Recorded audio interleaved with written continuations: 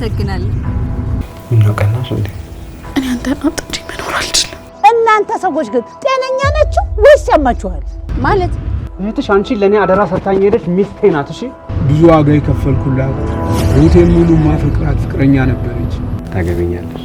ለምን ግን ማንሽ አላወኩሽም? እኔ ነኝ። አዲስ ነገር አለ?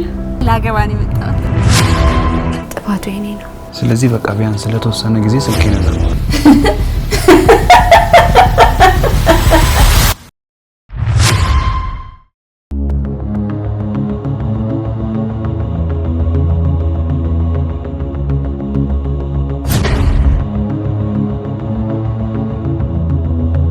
እሺ ቆይ እኔን ማን ይረዳኝ? እሺ ምን ተፈጠረ?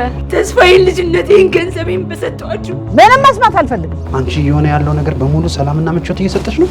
ካንተ የፍቅር ቃል እኮ የእናቷ የሙት ቃል ይበልጥባታል። አደራክ ትዝ ያለክ ዛሬ ከሌላ ወንድ ጋር ስታየኝ ነው። ባለጌን ካሳደገ የገደለ ጸደቀ።